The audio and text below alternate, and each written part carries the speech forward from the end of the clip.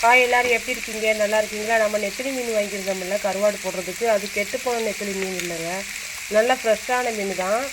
அந்த மீனில் கொஞ்சம் எடுத்து நல்லா நம்ம ஃப்ரை பண்ணிக்கிறலாம். நம்ம பழைய சாப்பாடு இருக்குது அதுக்கு சாப்பிட்றதுக்காக. பாருங்கள் எவ்வளோ அருமையாக இருக்குங்க. ஒவ்வொரு நெத்திலியும் பெரிய பெரிய நெத்திலியாக இருக்குங்க. அதனால் கொஞ்சம் எடுத்து நம்ம பொரித்து சாப்பிட்லான்னு தான் பொரிக்கிறோம். பாருங்கள் எவ்வளோ சூப்பராக இருக்குன்னு பாருங்கள்.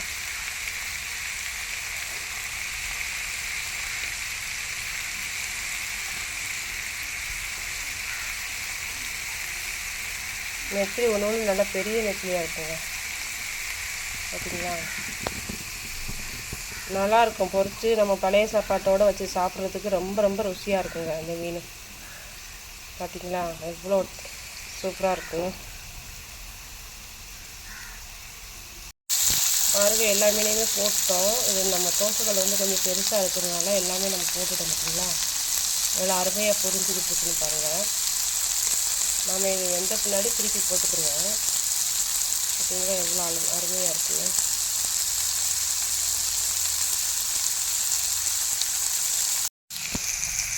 இப்போ நம்ம ஒரு பக்கம் மீன் வெந்துருச்சு. இப்போ இன்னொரு பக்கம் நம்ம திருப்பி விட்டுக்கிறலாம்.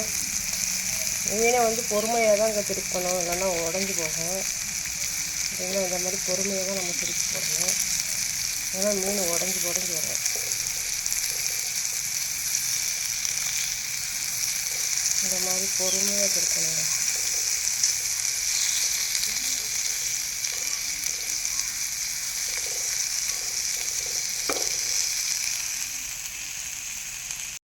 பாருங்கள் மீன் நம்மளுக்கு அருமையாக வெந்துருச்சு. ஒரு பக்கம் நல்லா திருப்பி விட்டு நல்லா எடுத்தாச்சு. பார்த்தீங்களா அழகாக இருக்குது. பார்த்தீங்களா இது பழைய சாப்பாட்டோடு வச்சு சாப்பிட்டுன்னு வச்சுக்கோங்களேன், ரொம்ப ரொம்ப டேஸ்ட்டாக இருக்கும். பார்த்தீங்களா மீன் நமக்கு ரெடி ஆகிடுச்சு. இப்போ அடுப்பை வந்து ஆஃப் பண்ணிக்கலாம்.